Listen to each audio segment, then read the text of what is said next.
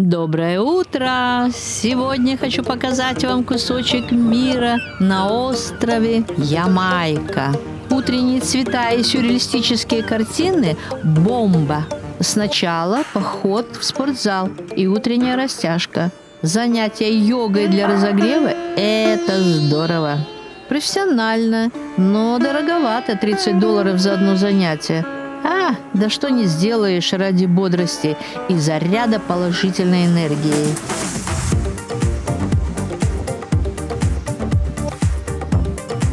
Время около 8 утра, и на палубах уже все готово к приему отдыхающих.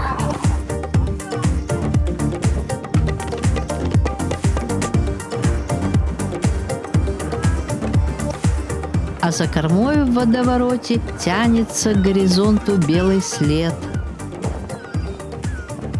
И если вы ищете, где добавить себе адреналина, можно на аттракционе трамполайн. Перед тем, как пропустить желающих, необходимо провести минимальный инструктаж.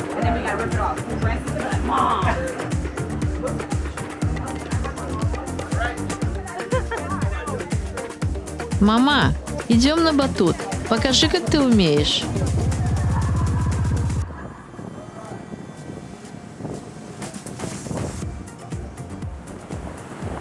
Флоурайдер лайнера расположен на 16 этаже.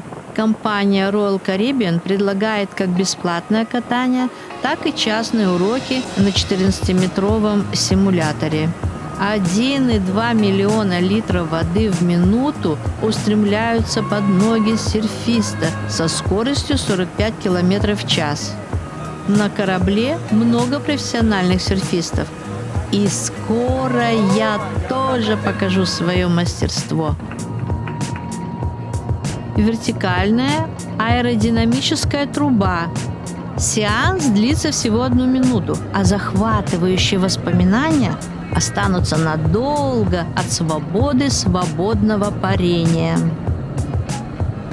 К моему большому сожалению, на этот аттракцион надо записываться задолго до круиза, заранее.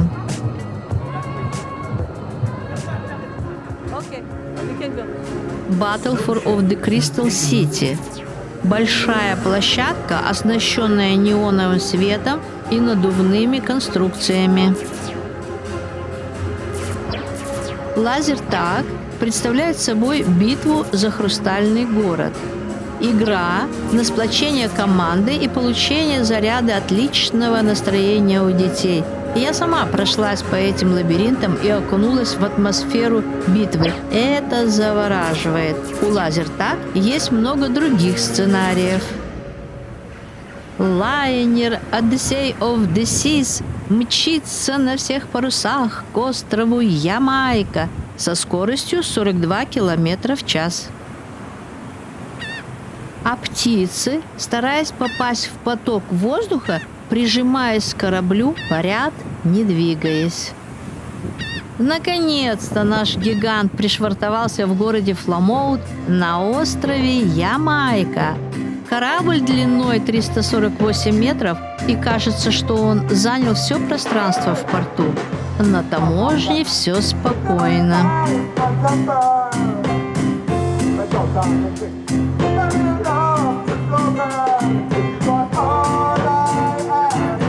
А на центральной площади бродят одни туристы, заглядывая в местные лавки. Туристические места и пляжи недоступны местному населению, потому что все огорожено в целях безопасности. На центральной площади постройки в английском стиле XVIII века. Мы решили совершить паломничество в самое знаменитое место. Это дом, где родился, провел свое детство до 13 лет с матерью. Там же и место последнего упокоения легенды музыки регги Боба Марли. Торги с таксистом не заняли много времени. За $200 на 4 везет на новой японской машине, да еще с рассказами в 2 конца. И вот мы уже в пути. 75 километров вглубь острова и едем до деревни Nine Miles. Живописная поездка по тропическому лесу, то есть джунглям, с некоторой тряской вглубь острова составила 1,5 часа. На расстоянии 10 километров от порта Фламоут находится водная станция реки Марта-Бре. Ух ты! Посмотри, что здесь творится. Ух ты! Вот это да! Господин Тамайо.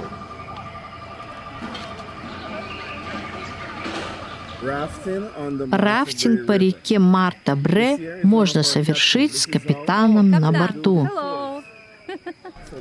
Рафтинг продолжается в течение часа, и ты с наслаждением слушаешь легенды о реке, протекающей через джунгли. And for what? What they do with this? Just it's a 45 minutes to an hour coming down the river. Oh. So very relaxing. So it soothes your mind. And the captain does tell you a little bit about the river as we go. Выглядит это примерно так. И ты чувствуешь прохладу в жаркую погоду. Это отличное времяпровождение для романтиков. Забыла спросить, или водятся там крокодилы? По легенде, ведьма из древнего племени аборигенов Таино была подвержена пыткам испанцами-завоевателями и, не выдержав, рассказала, где находится сокровище, но потом изменила ход воды, заблокировала пещеру, и где сокровища остаются до сих пор. И, конечно, когда-нибудь счастливчикам повезет найти золото Марты. Впереди военная машина незаметно свернула. Кстати, машины на Ямайке все из Японии и праворулевые. Остров Ямайка – это вершина одной горы, поднимающейся со дна моря. После открытия острова народ был порабощен испанцами, а в дальнейшем англичанами. Остров Ямайка был крупнейшим рынком для рабов. Также в XVIII веке процветало пиратство и контрабандизм. Открытие Ямайки Колумбом, река Рио-Буэно. С этого момента возвращаемся в историю XV века. 4 мая 1494 года здесь причалила каравелла «Санта-Мария», флагман экспедиции с капитаном Кристофором Колумбом. И именно здесь он произнес, что до сих пор его глаза не видели такой красоты. Справа вдалеке протекает речка Рио-Буэно с пресной водой. Для всей команды Колумба это была большая удача. После запрета работорговли здесь стали появляться богатые люди из Америки, готовые тратить свои деньги на отдых в тропическом раю. И жизнь на острове стала меняться. За забором виднеется бугенвиллия в буйном цвету. Это парк имени Кристофора Колумба. За чистотой улиц и дорог никто не смотрит. И если много мусора, то местные жители даже рады этому, потому что появляется хоть какая-то работа по уборке и заработок.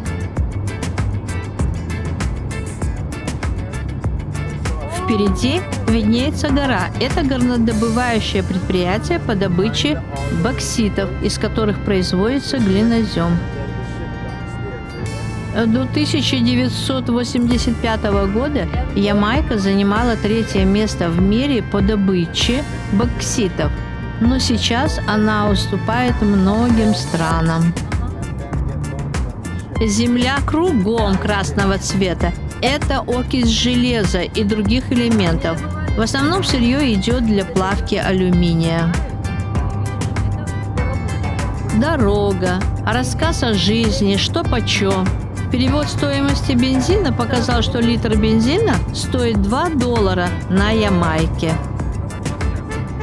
А дом можно купить здесь за 10-20 тысяч долларов. Кстати, стоимость одного американского доллара равна 100 ямайским долларам.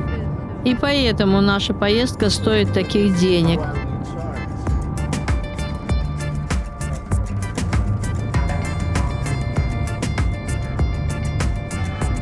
Со дня независимости прошло около 60 лет. Сейчас государство является третьим по величине в Карибском море.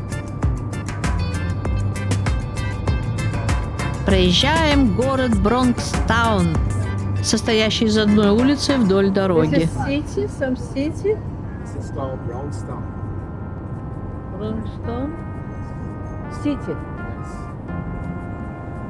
У ямайцев есть интересный обряд хоронить пуповину младенца. Этот ритуал как бы привязывает человека к месту рождения, к корням и собственному народу.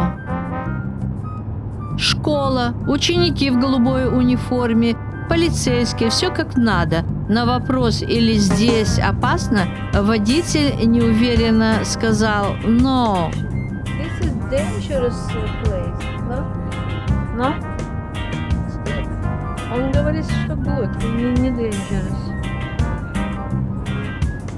В центре города здание красного цвета. Это молл, с гордостью говорит наш гид-водитель.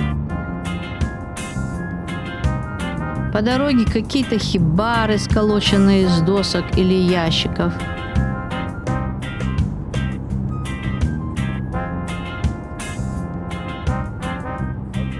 Ямайка – это страна церквей. Их насчитывается 1600, а население всего около 3 миллионов человек.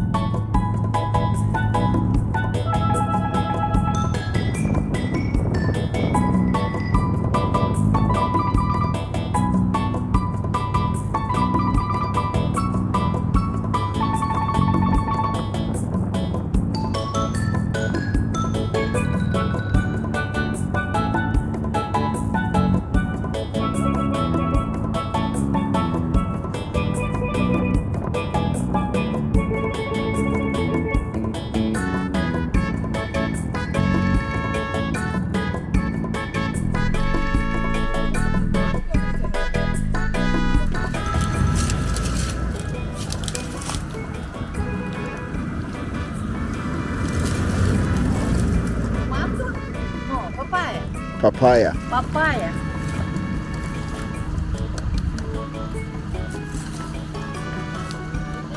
Окей.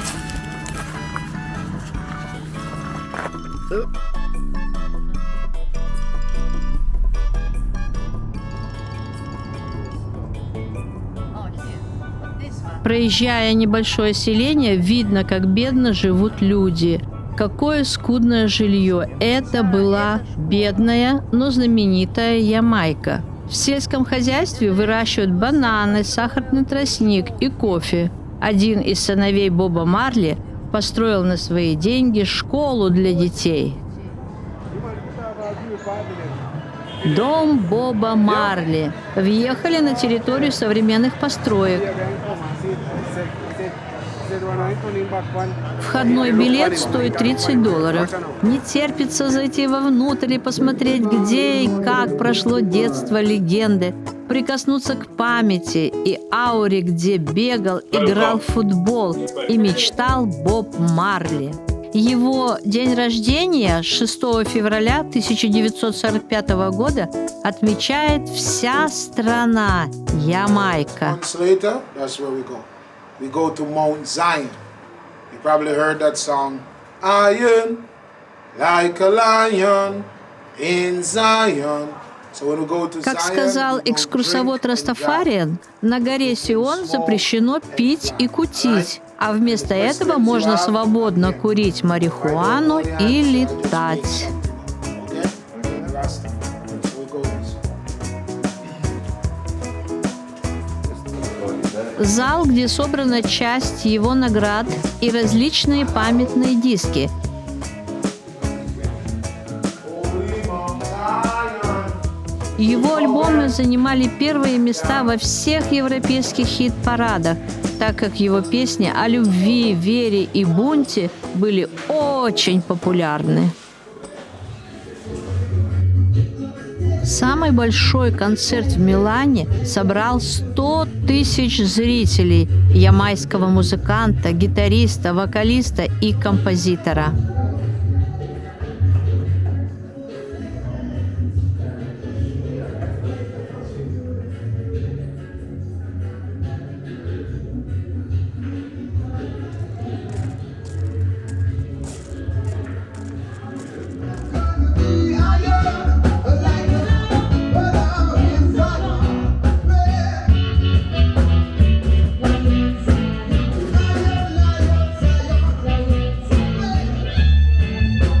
Тексты его песен просты и гениальны. «Освободи себя от ментального рабства. Кроме нас самих никто не освободит наш разум. Не поможешь ли ты спеть еще одну песню о свободе? И ведь это все, что у меня есть». Во внутреннем дворе находится маленький домик, где родился и жил до 13 лет Боб Марли со своей матерью.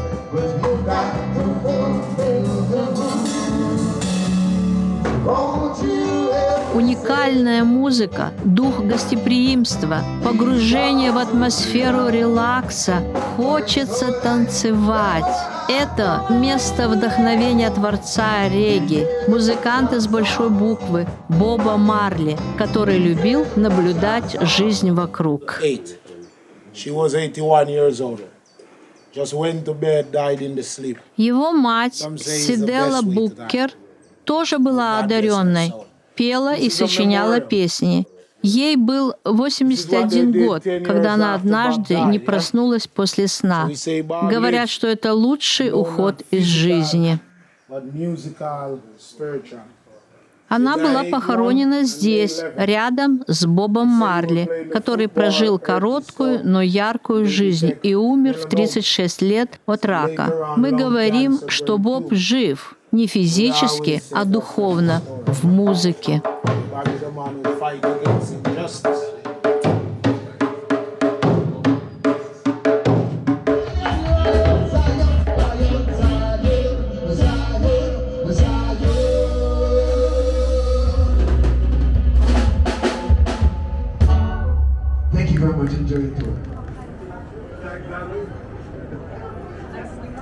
Ежедневный вечерний эмоцион, поход в ресторан, нашей веселой компанией, ой-ой-ой, коллектив.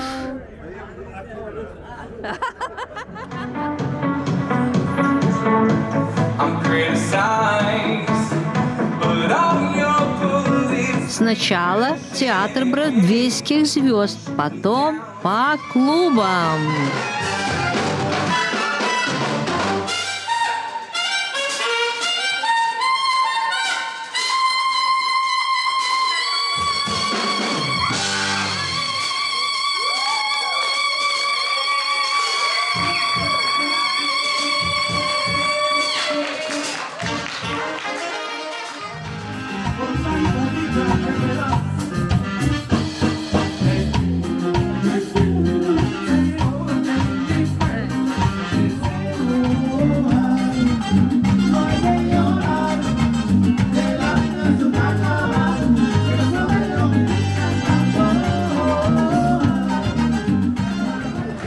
Silent Dance – очень хорошая идея. Каждый себе слушает музыку в наушниках и двигается в такт.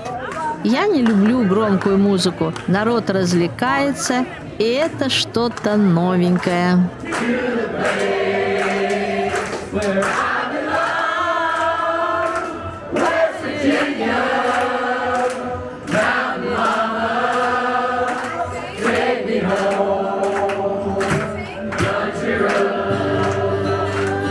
Вот и закончился прекрасный день.